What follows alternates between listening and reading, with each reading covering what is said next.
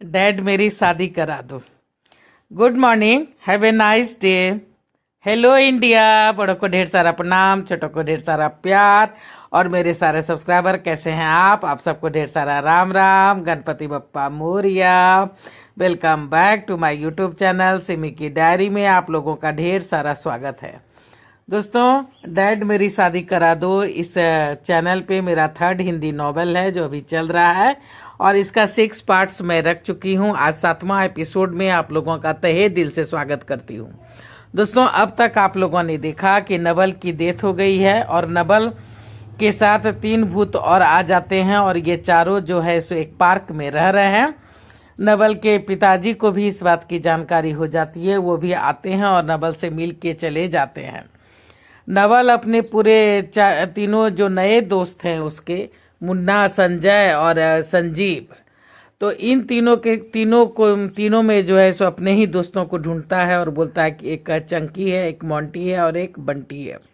और इन तीनों के साथ इसने जो है सो एक मिशन स्टार्ट कर दिया है कि हम चारों की शादी नहीं हुई, हम लोग कुमारे मारे गए, तो हम लोग सच्चे प्यार करने वालों की शादी कराएंगे और उसे जो है सो उसके प्यार से उसे मिलवाएंगे। यही मिशन इन लोगों ने तय कर रखा है और इस मिशन में ये लोग तीनों जुट गया है। इसी मिशन के तहत पार्क में एक लड़का लड़की आते हैं तो उसका पीछा लोग करते हैं ये लोग और उससे पता चल जाता है कि एक सेठ की बेटी है और दूसरा जो लड़का है जो है सो उसका ड्राइवर रह चुका है। दोनों आपस में प्यार करते हैं और दोनों का प्यार सच्चा है। तो नवल ने सोच लिया है कि अब इन दोनों को जो है सो मिलाना है और इसी मिशन में लोग लग जाते हैं। तो यहाँ तक आप लोगों ने देख लिया है। अब आगे मैं आप लोगों के समक्ष रखने जा रही हूँ कि नवल तीनों से बोल रहा है कि तुम तीनों बंगले में दाखिल हो जाओ और घर पे, ऑफिस में, हर जगह उन सेठ सेठानी और उसके बेटे पे नजर रखो। कुछ न कुछ हाथ जो है सो जरूर लगेगा जिससे हम लोगों को मदद मिलेगी। तीनों की ड्यूटी बंद गई। सेठ जैसे ही फैक्ट्री जाने निकला, मुन्ना ड्राइवर सीट पे जा बैठा। सेठ ऑफिस आया, दिन भर काम ही काम, मीटिंग, दौरा। मुन्ना तंग आ गया। सब नॉर्मल ही लग रहा था। इधर संजय दिन भर सेठानी की गपशप, किटी पार्टी और औरतों की बातें सुन सुन के बोर हो गया था। संजीव बेटा अनमोल के साथ गाड़ी में बैठ के ऐश कर रहा था। वो दिन भर घूमता रहता, पार्टी, होटल, क्लब।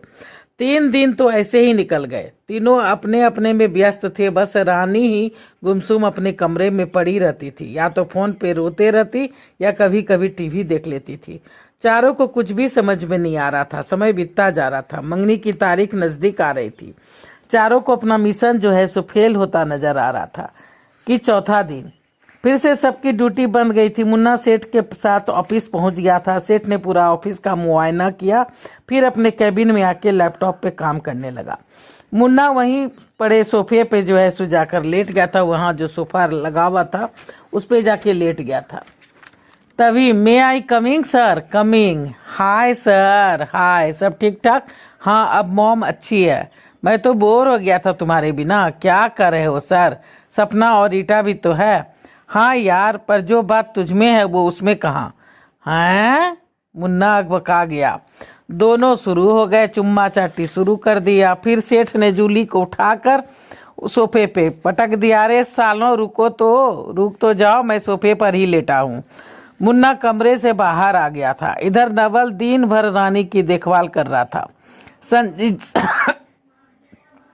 संजीव सेठानी के साथ क्लब और मॉल की सैर कर कर के बोर हो गया था। बेटा अनमोल ने बाई, माली की बेटी, ड्राइवर की बेटी, किसी को नहीं छोड़ा था। एक आती एक जाती। संजय ये सब देख देख कर कोप्त हो गया था।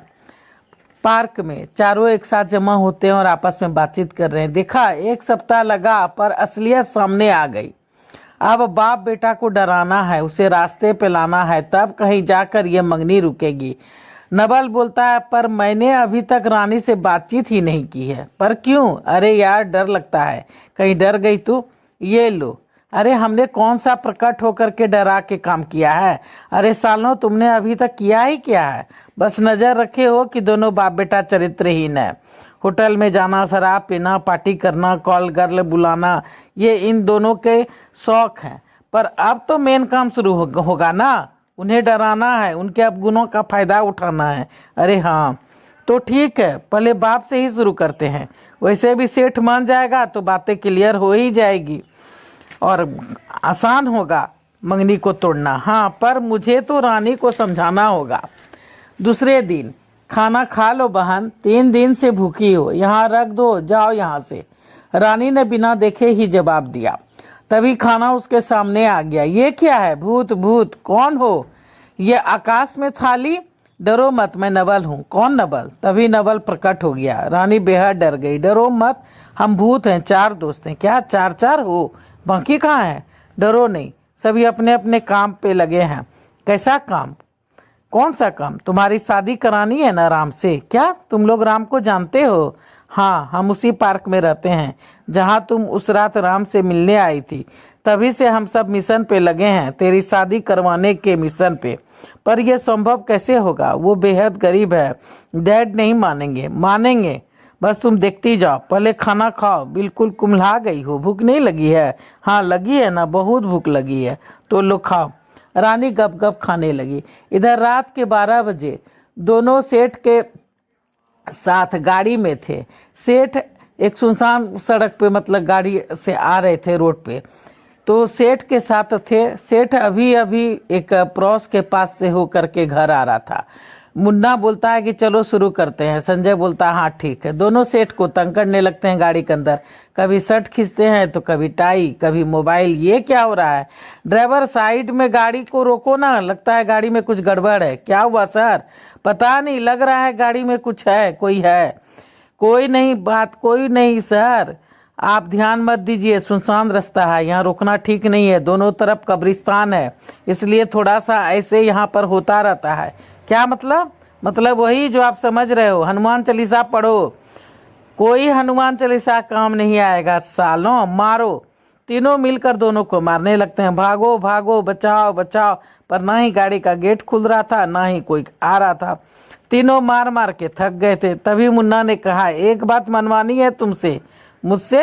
अरे तुमसे नहीं, तुम्हारे सेठ जी से। सेठ जी से? हाँ, मार मार के भरता बना दिया सालों। अरे कमबख्तों, भूत हो तो क्या ऐसे मारोगे? अच्छा बहुत बोल रहे हो, और लगाएं क्या? नहीं, तुम लोग दिखाई नहीं दे रहे हो। देखोगे तो क्या करोगे? देख के थोड़े ना बंदूक चला के हम सबको मार सकोगे। हम लोग तो पहले से मरे हुए हैं। सभी प्रकट हो गए। अरे बाप रे सर, ये तो 3 है। अरे तुम लोग तो जवान लगते हो, कब मरे? ये देखो, साले को मस्करी सूझ रही है। फालतू बात छोड़ो, ये बताओ तुझे अपनी बेटी की शादी किससे तय की है? मेरी बेटी? तुम लोग मेरी बेटी को कैसे जानते हो? हम 4 भूतों का एक ग्रुप है। हमें भगवान ने एक मिशन पर भेजा है कि डैड मेरी शादी करा दो। क्या बकवास है? बकवास नहीं है सर, हम चारों कुमारे मारे गए। मैं एक गरीब लड़का था, करोड़पति बाप की बेटी से प्यार कर बैठा। मेरे पूरे परिवार को सेठ ने आग लगाकर जला दिया। मुझे कुत्तों की तरह ढूंढ रहे थे। भूखा प्यासा जंगल में भटकता रहा और एक दिन तंग आकर पहाड़ी से कूदकर जान दे दी। मुन्ना अपनी कहानी सुना करके चुप हो गया। तब संजय शुरू हो गया, और मेरी सुनो सर, मुझे तो मेरी गर्लफ्रेंड ने ही ढकेल कर मार दिया उसी पहाड़ी से। संजीव बोलता, और मुझे गर्लफ्रेंड के बॉयफ्रेंड ने हमें वहां से ढकेल करके मार डाला। ये है घोर कलयुग। आजकल बहुत कम लड़के लड़कियां ऐसे हैं सर जो एक दूसरे से सच्चा प्यार करते हो। इसलिए सच्चे जोड़े को तो मिलाना बनता है सर। तो सच्चे जोड़ों को मिलाओ ना। मेरी बेटी के पीछे क्यों पड़े हो? आपकी बेटी किसी और से प्यार करती है, 2 बार मरने की कोशिश कर चुकी है, 1 बार घर से भी भाग चुकी है, और वो लड़का सच्चा और सीधा है। ना सिर्फ उसकी जान बचाई बल्कि उसे इज्जत से घर भी पहुंचा दिया, और आपको कानों कान खबर तक नहीं पड़ी। अब आप ही बताइए, क्या वो लड़का सही है या गलत? तुम किस लड़के की बातें कर रहे हो? छोड़ो ना सर, नाम में क्या रखा है? उसे भी मरवा दोगे क्या, परिवार सहित, जैसे मेरे गर्लफ्रेंड के बाप ने किया था? मुन्ना चिड़ कर बोला, तुम लोग कौन हो? क्यों हमारे पीछे पड़े हो? अगर शांति मुक्ति चाहते हो तो बताओ, हम तुम लोगों के लिए दान पुण्य कर देते हैं, पूजा पाठ करवा देते हैं, तो तुम लोगों को शांति मुक्ति मिल जाएगा। हे सेठ, गुस्सा मत दिलाओ, हमारी नहीं अपनी शांति की सोच। मेरे बच्चे बहुत संस्कारी हैं, दोनों के दोनों। जी नहीं, सिर्फ आपकी रानी अच्छी है। आपका बेटा आपके ही नक्शे कदम पर चल रहा है। 20 गर्लफ्रेंड हैं, शराब, क्लब, जुआ, सभी शौक हैं आपके साहिबजादे के। और फ्री टाइम में घर पे भी ड्राइवर की बेटी, मालिक की बेटी, बाई की बेटी, तीनों को पटा रखा है। क्या बक रहे हो? संजीव, इसे एल्बम दिखा तो जरा। ये देख, ये क्या है? सेठ हकबका गया। घबरा मत सेठ, तेरा भी एल्बम तैयार है, तेरा भी एल्बम बना लिया है। क्या बक रहे हो? वही जो तुम सुन रहे हो। क्या चाहते हो तुम? अपने दोस्त के बेटे से रानी का रिश्ता तोड़ दो और उसके मनपसंद लड़के से उसकी शादी करा दो। मनपसंद लड़का? कौन है वो मनपसंद लड़का? क्या करता है? ऐसे कैसे मैं किसी अरे गहरे से अपनी बेटी की शादी करा दूं? आखिर हमारी भी इज्जत का सवाल है, लोग क्या कहेंगे? आपकी पूरी कुंडली निकाल ली है सर, तभी नवल प्रकट हो गया। ये कौन है? 3 पहले से थे, अब बच्चे, अब ये भी आ गया चौथा। अरे तुम कहाँ से आ गया? मैं नवल हूँ, मेरी भी कहानी सुनते जाओ सर। मेरी शादी ही नहीं हो रही थी, बड़ी मुश्किल से तय हुई थी, मंगनी हुई थी, पर शादी के पहले ही एक्सीडेंट हो गया और मर गया। क्या पगलपंती है यार, ये चारों के चारों साले क्रेजी लग रहे हैं। ये कहाँ फंस गया मैं?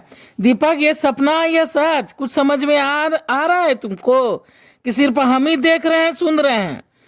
नहीं सर, सब सच है, बिल्कुल सच। हम जिंदा भी हैं और जगे हुए भी। नवल बोलता है, सेठ जी आपकी पूरी कुंडली निकाल ली है। आप मैडम के साथ कॉलेज में पढ़ते थे, फिर उसके ऑफिस में काम किया, धोखा दिया और जबरदस्ती मैडम से शादी कर ली बंदूक की नोक पे।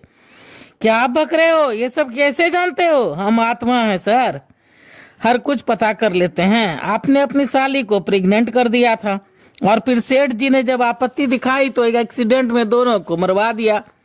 आपने मैडम को तो इसलिए जिंदा रखा है सर कि अगर वो मर जाएगी तो सारे पैसे ट्रस्ट में चले जाएंगे। ऐसा वसीयत तो पुराने सेठ जी करके गए हैं।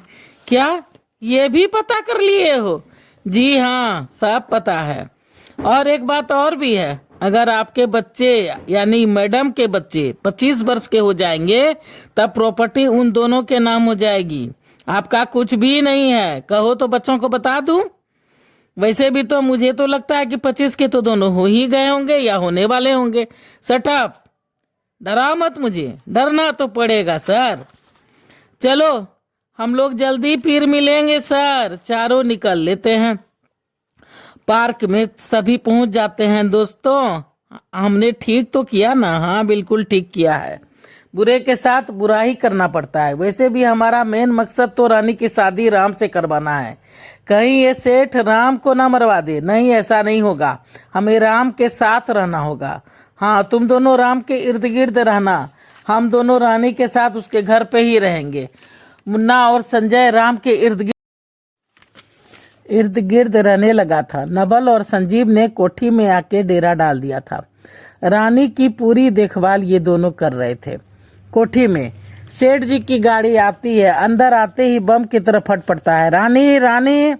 जी डैड, ये मैं क्या सुन रहा हूँ? तुम्हें विजय पसंद नहीं है? तुम किसी और से प्यार करती हो? 2 बार जहर खाया है, घर से भी भागी हो। आपको यह सब कैसे पता चला? तभी रानी की माँ लक्ष्मी देवी और बेटा अनमोल आ जाता है। क्या हुआ डैड?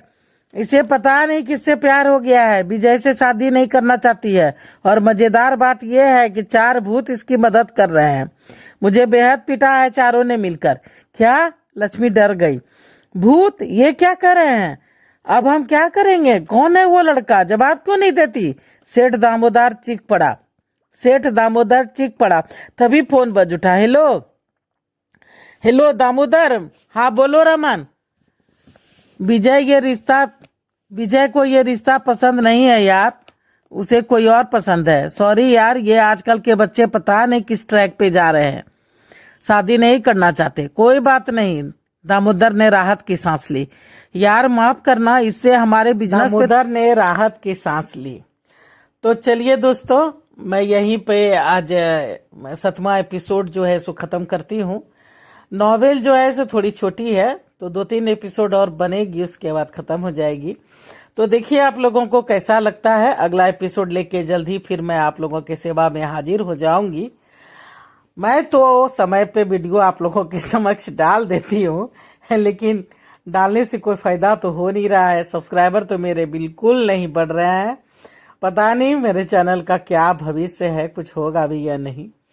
चलिए, मैं गुहार लगा लगा के थक चुकी हूँ। एक बार फिर से गुहार लगा रही हूँ कि सपोर्ट कीजिए, सब्सक्राइब कीजिए, लाइक कीजिए, शेयर कीजिए, कमेंट्स कीजिए और बेल बटन जरूर दबाइएगा ताकि जब जब वीडियो डालूं तो आप लोगों को नोटिफिकेशन मिल सके। अब मैं अपनी वाणी को यहीं पे विराम देना चाहती हूँ। जय भोलेनाथ, हर हर महादेव। और आप लोग का ढेर सारा थैंक्स सपोर्ट करने के लिए, सब्सक्राइब करने के लिए, लाइक करने के लिए, शेयर करने के लिए, अपना साथ बनाए रखने के लिए और मेरे वीडियो को शुरू से अंत तक देखने के लिए।